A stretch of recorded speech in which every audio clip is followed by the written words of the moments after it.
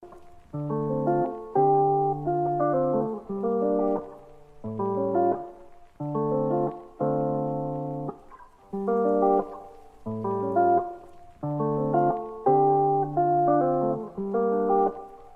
yeah, here's the deal. I'm gonna torture you, abuse you, force you to do manual labor, rip you from your friends and family, and do that for probably your whole entire life for many generations. Oh geez.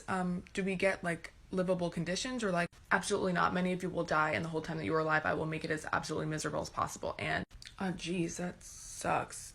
Maybe we should like do something to like make it a little easier to get through. We could like hum a little tune or something while we are being tortured. Oh yeah, yeah, yeah. And then maybe like when our bodies aren't too tired from like being tortured, we could like show each other some cool like moves, dance moves. Okay, yeah, maybe that'll make it a little bit easier to like survive. I want that. I want it. Give it to me. I'm being left out. But we're doing this to cope with what you made us do. If I right now decided that I wanted to play Monopoly with you, and for 400 rounds of playing Monopoly, I didn't allow you to have any money, I didn't allow you to have anything on the board, I didn't allow for you to have anything, and then we played another 50 rounds of Monopoly, and everything that you gained and you earned while you were playing that round of Monopoly was taken from you. That was Tulsa, that was Rosewood. Those are places where we built black economic wealth, where we were self-sufficient, where we owned our stores, where we owned our property, and they burned them to the ground. So that's 450 years. So for 400 rounds of Monopoly, you don't get to play at all. Not only do you not get to play, you have to play on the behalf of the person that you're playing against. You have to play and make money and earn wealth for them, and then you have to turn it over to them.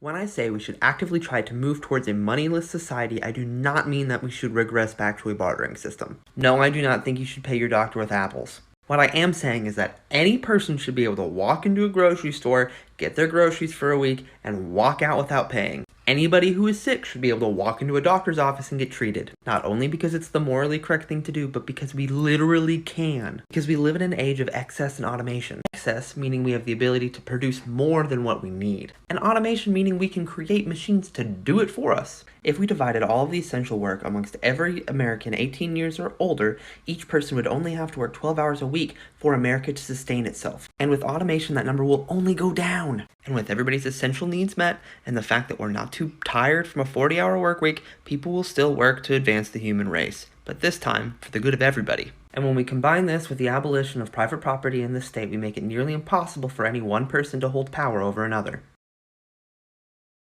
Hi, I'm Kai. I'm a new member of the Republican High House. I'm sure you all have seen that video already, and it made me kind of twitchy, so I decided to do some research, and it led me down a rabbit hole that you all are going to love. Seems our friend Kai really likes writing op-eds. And he wrote one. This was the title, and I feel like we should go through it bit by bit. See, Kai's pretty anti-immigration for reasons that I think you're going to figure out very quickly. But enough talk. Let's dive in. Kai gets into it pretty early by talking about U.S. policy and draws a contrast between immigrants and what he calls the naturalized and assimilated American breed. Kai then goes on to talk about how immigrants are a strain on the U.S. welfare system, which is funny, and here's why. See, Kai cited this book for the statistics that he used in that section. Basically, he cherry-picked the fuck out of the data and neglected to mention that the authors concluded that immigration has a net positive impact on long-run economic growth in the U.S. He then goes on to suggest that immigrants might actually be an environmental threat. Then he goes on to blame immigrant communities on the rise of FGM in the U.S., which isn't necessarily untrue, but there's nuance to that according to this study. Basically, they concluded it's on the decline in the communities in which he cited. I'll let y'all draw your own conclusions about Kai. But it's interesting that this is the photo that he chose for his article header. So yeah, cheers. Regarding the news today, I don't see a lot of people making this connection, so I'm gonna make this connection. This is not the first coup to happen in America. The first successful coup in America was the 1898 Wilmington insurrection, in which a biracial government was overthrown by white supremacists. 60 to 250 black citizens were murdered, and over 100 black politicians were removed from their offices. In the aftermath, over 100,000 black registered voters fled North Carolina. They will not teach you this in school. When I look at the attempted coup taking place right now, especially on the day where we just elected our first black senator from Georgia, all I can see is a nation that has failed to deal with white supremacy and anti-blackness at its core. I've been sitting around all day watching people on the news say, this is crazy, this is America, this shouldn't be happening. Yeah, this is America. That's why it's I've happening. seen a lot of people try and draw parallels between what's happening today and Black Lives Matter protests, so I thought that I'd shut them all down right now. First of all, this is a false equivalency. There's no comparison between wanting your life to matter and having a hissy fit because you lost an election. Secondly, the way they're being treated by police could not compare. During the Black Lives Matter protests, the police were proactive, and in this situation, they're reactive, meaning they called the National Guard in the former situation without imminent threat, and in this situation, when imminent threat was there initially, they didn't do anything until stuff actually started happening. In Black Lives Matter protests, we saw people who were sitting on the ground doing nothing being met with tear gas. Third, the magnitude is incomparable. Breaking into a Target is not the same as storming the capital of the United States. The latter is an attempt to overthrow a democratic process. Another good word for that is treason. At the end of the day, this comes down to what they're fighting for. Violence in the face of a consistent systemic disregard for your life is different than violence in the face of a hissy fit.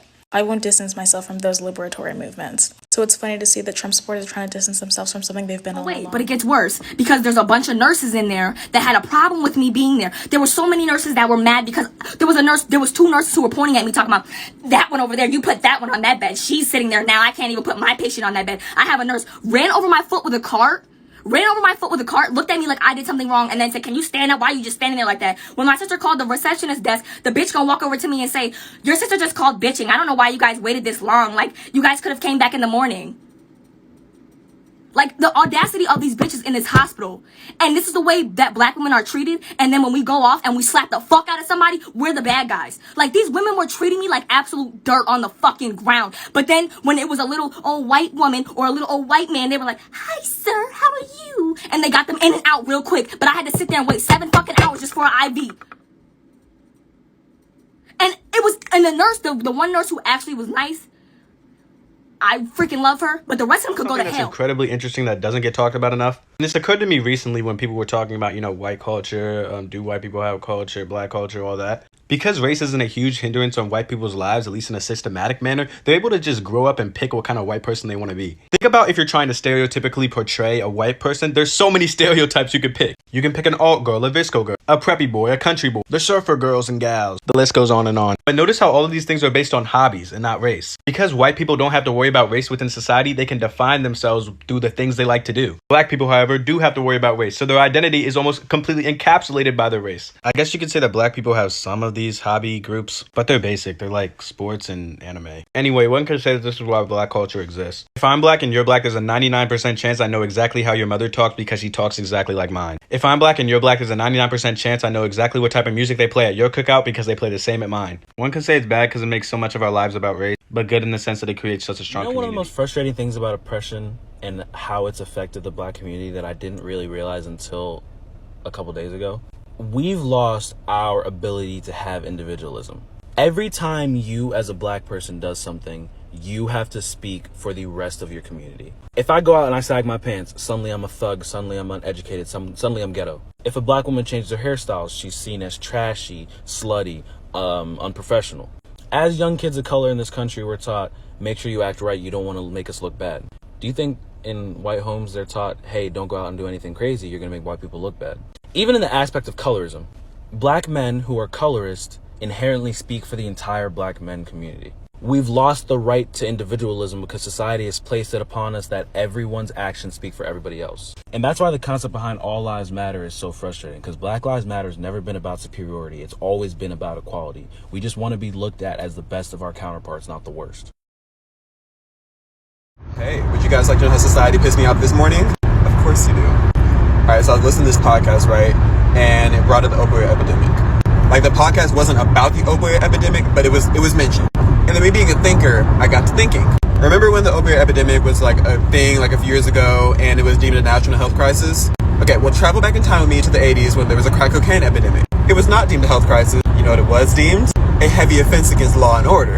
And the crack cocaine epidemic was affecting people of color. One of these scenarios produced mass incarceration, and the other one started a conversation on drug rehabilitation. Yeah, no, let's talk about that one. But seriously, no, like, let's talk. Like, I think I'm gonna start doing like lives weekly or somewhere we talk about just different things, because y'all been going crazy in these comments and I love it. But I want to talk face to face, and I want y'all to be able to say things right back to me. So I don't know, maybe next week or something like that. And you know what we're starting off with? The damage done by the patriarchy, because what the hell is that? But for now, let's talk about this topic, because what the hell? Being in high school as a trans girl with a whole bunch of horny little boys, it's like, it was weird. I burped, sorry. And the audacity of people, 17-year-old sons, is just, it baffles me. Y'all need to raise your kids better. Do you know what your sons are out there asking these young trans girls, because they know the trans girls isn't going to get anybody to openly love them?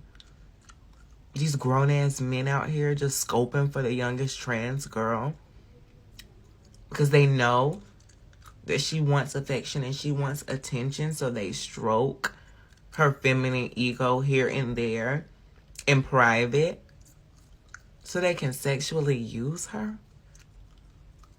These high school boys and these old-ass men are You misuse the word preference in order to cover up your racial prejudice, because a preference is something that you prefer over another thing, but that doesn't mean that you're excluding the other thing. So if I have an apple and an orange in front of me, I would choose the apple, but that doesn't mean I'm not going to get down on a few oranges every now and then. So if you have a racial preference and you're saying that you find absolutely no one in that race attractive, that is a racial prejudice, because one, there is no monochromatic way to be, for example, a black person. So each black person looks different from one another. So if the one deciding factor that makes them unattractive is the color of their skin, that is racial prejudice. That is not a preference. Welcome back to White Lies, where I expose some common misconceptions you've heard in the history classroom from your most likely white teacher. We all know I'm the #1 Thomas Edison hater. Despise him with a passion. He does not deserve sole credit for the invention of the light bulb, and frankly, no one does. There were a ton of different inventors who gave their own little spin on it. There is one specific man, though, who made a significant contribution that I would like to introduce you to. My friends, meet Lewis Latimer. He enlisted in the Navy at the age of 15, and then after the Civil War, he moved back to Boston, started working at a patent law firm while also learning mechanical drawing. Self-taught, by the way. I have my laptop here. He worked at the U.S. Electric Lighting Company, and in 1881, he patented a carbon filament for the incandescent light bulb. The invention helped make electric lighting practical and more affordable for the average household. In addition, he also drafted the drawings that Alexander Graham Bell used to patent the first telephone in 1876. He was a brilliant inventor that I really wish I learned about in school instead of this bastard. Motherfucker. This video is long overdue, so let's get started. If you target minors, you're a predator. If you target anyone who is drunk and or high, or you purposefully get someone drunk and or high so that you can have sex with them, you are a predator. If you have to coerce, manipulate, or blackmail your way into the draws, you are a predator. If he or she says no and you still keep going because they didn't mean it, you're a predator.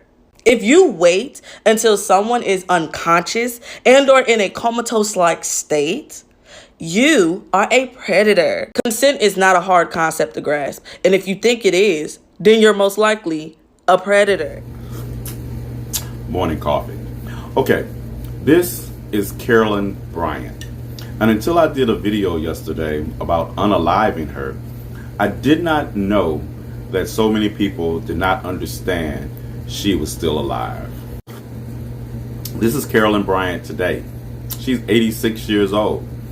In 1955, she was 21 years old when the lie she told resulted in the death of 14-year-old Emmett Till in Money, Mississippi. Carolyn Bryant is 86 years old. Emmett Till never lived to see his 15th birthday. Yeah, unalive. Oh yeah, this is how Emmett Till looked at his funeral. I don't regret a damn thing I said.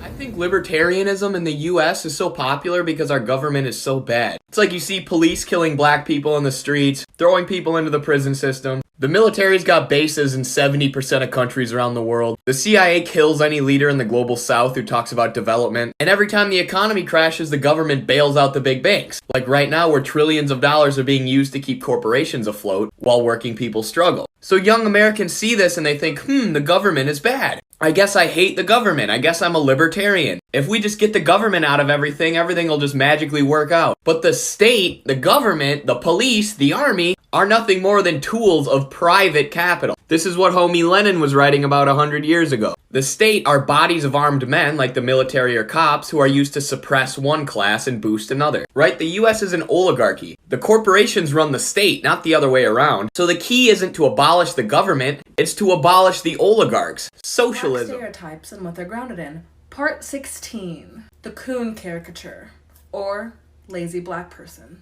So the term coon originates in slavery and derives from the animal raccoon. The word coon was and still is used to describe lazy black people, especially men. The coon was lazy, uneducated, idle, and very childlike, and used broken English. The slur coon was used a lot in slavery, but ramped up its popularity post-emancipation. The use of caricatures like this one started becoming very popular with media or advertising and even TV shows. This reinforcement of the stereotype that black people, especially men, are lazy, unkept, childlike, and idiotic was used to keep black people down in society.